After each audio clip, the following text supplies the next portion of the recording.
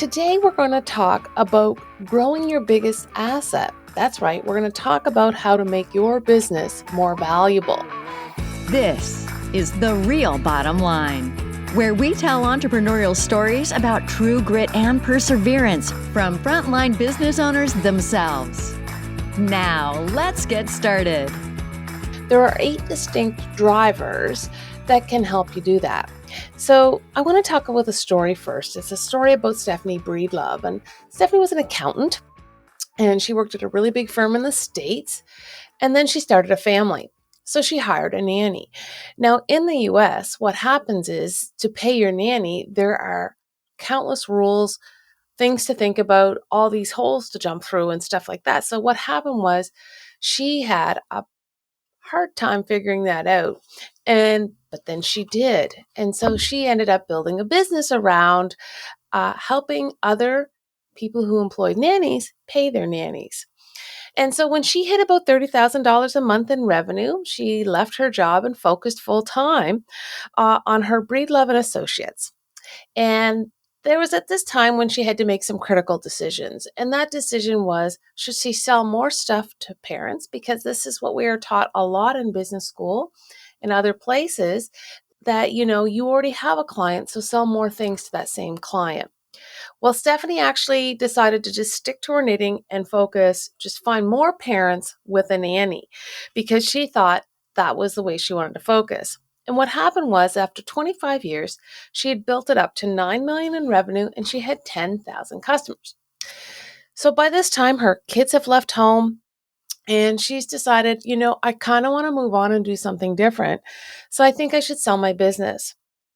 So she looked around into the marketplace and found a company called care.com. And they had 7 million parents who were subscribers. And what that company did was help them find nannies and babysitters. She approached them and talked to them about the fact that, if 1% of your customers buy my payroll product, that's 70,000 customers. And that's my business times 7. So that size that she's taken 25 years to build, they could probably do virtually overnight. And just imagine if they went to 2%. Ultimately, she ended up selling her $9 million company for $54 million. So this is an example of monopoly control. Because if you look at investors from Warren Buffett down, they want companies who have kind of a deep inside competitive moat. They're very differentiated product or service, and they are focused and own that market. And so Stephanie Breedlove was actually able to use that driver of monopoly control to actually get more money from a sales price. So think of it as a score, not a concept. And think of it like that cable package you buy. You want one channel and you end up getting 10 more. So when we talk about looking at our different drivers, when we have an assessment tool that we use, that the average score on it is 59. And what's interesting is if people work at getting their driver score up to 90, they actually get a multiple that is twice the size. So if you score 59 or average, the average multiple that a business sells for is about 3.5. But if you have scored 90 plus, the average score jumps to 7.1. And this is huge. So it can materially impact how much you get for your company. It will also materially affect the number of offers you potentially get. So in the data, it shows that the average business value score has about 12.3% chance of getting a written offer. Whereas if you have a 90 plus score, you have a 33% chance. So it's really, really a big deal. So before we dive into the other drivers, I want to kind of introduce this thought process of the manager versus the owner. I think a lot of us as entrepreneurs actually think more like managers and entrepreneurs and focus on distinct areas of our profit and loss sheet as opposed to maybe the bigger picture overall. So let's think about this for a second. The typical manager, they went to school, They got lots and lots of education, whether they finished at high school or college or somewhere like that. And then they learned how to manage a team of people. Then they also learned how to manage to different uh, performance metrics, whether that be sales or management of expenses or turnover, things like that. These are manager expenses and metrics. So what we have to think about too is if we start thinking like an owner, we care more about the bigger picture, about what these particular ingredients make. So how our sales affect our overall value, how our expenses affect our overall value, how our profit in the end does too. And so by focusing and shifting our mindset from that of a manager to that of an owner, and then focusing on our drivers, we're becoming very owner operated looking at things, and we're going to end up having a more valuable company because just what we focus on makes a big difference. So how can that affect you? So for example, if you have a company that has a profit of $800,000 and you're in that average multiple range of 3.5, that means your company is worth $2.8 million. Okay, so the multiple is kind of the number that reflects the drivers, if you will. So if the profit, if you can increase your profit by $100,000, what have you done? You have added $350,000 to the value of your company. So if we shifted that attention and started looking at the drivers instead. So if you had an $800,000 company or profit with a 7.1 multiple, wow, your company is now worth $5.6 million. That is hugely different from 2.8. It also magnifies the effect of an increase of 100,000 in profit. So if you can change your profit back up to 900,000, you have now increased your value by $700,000. And that is so key. We are often bombarded with just increase your sales, just grow bigger, cut your expenses. And those are what we're kind of taught and heard about in the media or in other places, to actually focus on those pieces as opposed to the overall drivers of value. So if we start looking at the other drivers of value, the next one I'm going to talk about is a Switzerland structure.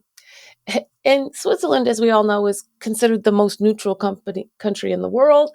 And so that is what we have been using as a way to explain that you are not affected by any one client, any one employee, or any one supplier. So how do you look for that? Is predominantly your business controlled by one client? Do you have one client that represents more than 15% of your revenue, for example? Well, that can be very not neutral. If that client leaves, it can leave quite a hole in terms of your revenue and how your business is operating, because it trickles down. So if we look at it from that perspective, we also want to evaluate our suppliers and our employees to make sure that no one of them has the lion's share of our supplies, if possible, or the lion's share of the work that we do in our company. Are you looking to boost your business value beyond just increasing profit? Introducing the Business Value Amplifier, a revolutionary 10-week program designed to help you uncover proven methods to enhance your company's worth.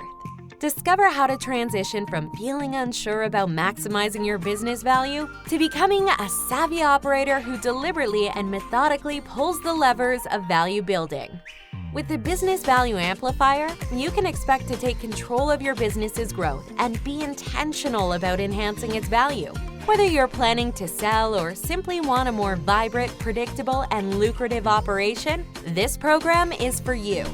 Don't miss out on this opportunity to amplify your business's value in just 10 weeks. Go to blackstarwealth.com/amplify and apply for the Business Value Amplifier today.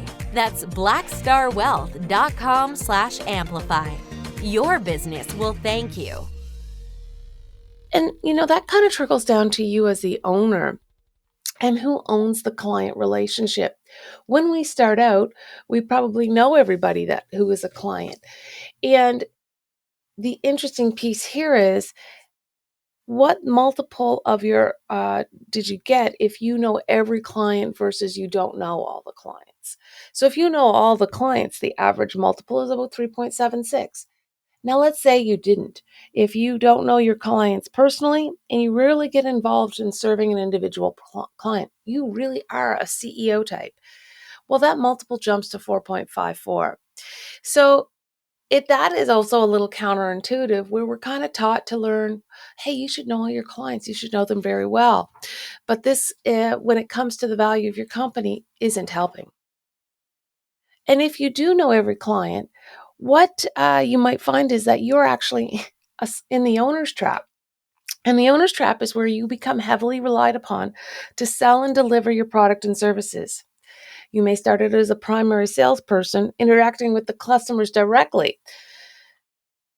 Because you are the main salesperson, you are able to satisfy any additional requests that the customer has due to your deep level of expertise in the business. Well, this can easily push the business to offer too many products or services, and this variety of offers then becomes only deliverable basically through you, because you're the person that knows it all. So that is also a sign of the offer that you're in the owner's trap. First, that you're the primary salesperson. And second, that you offer too many products and services. That means that you become the only person who can deliver, which is sign 3, and that you're interfacing with the customers all the time. So what are some signs that you're in the owner's trap? Business slows down when you go away. Customers go to you only when something goes wrong. And at a certain point, what happens is that your revenue plateaus, because if you're the person who has to sell it and deliver it, there are levels of capacity that only you can deliver. So that can be very, very stressful. So, to improve this metric, which we call the hub and spoke, one of the ways is to simplify your product offering. So instead of selling lots of things to a few customers, start selling one thing to a lot of people. It can make a big difference in terms of how dependent it is on you, the business on you, and also on how to improve your score on the monopoly. Now, another big driver of customer value or company value is actually your customers. And how would they score your business? So we're going to talk a little bit about Fred Reichheld. He is the guy who invented the Net Promoter Score. And how he did that is that he is a researcher. He digs deep into problems.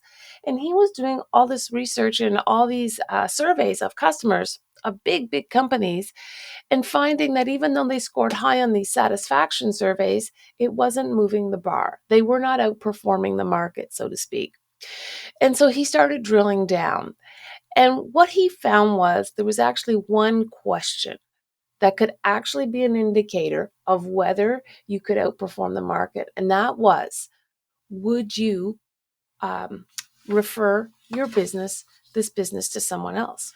And that made all the difference, because the people who scored high on that actually did outperform the market. So you ask that question, you send out a note and ask people your net promoter score. And if they score you a 9 or a 10, they are a promoter. If they score you in the 7 to 8 range, they're kind of passive. And basically 0 to 6 is your detractors. So to figure out your ultimate score, you take your number of promoters and ignore your passives and subtract the detractors. And that will give you your net promoter score. So the average net promoter score in the world is 15%. So the higher you can get it, the better it is, because it shows that people will either buy from you again or refer you. And it makes a huge, huge difference. One of the next driver we're going to talk about is growth potential. Well, let's think of it from this perspective. For most entrepreneurs, if we're ready to sell, we're kind of at the end of a really long marathon. And we're about to pass the baton to someone who's going to start racing for the first time. And when we think about that, they have lots of energy, they are lots of ideas, they're ready to go. So we kind of want our finish line to be their start line. And we want to make sure that they can grow quickly and that they can actually have runway to make it even bigger. So they want to understand your growth potential as a buyer. And so we want to make sure that they can do that. One of the things to think about is question to answer is how easy would it be to accommodate 5 times demand?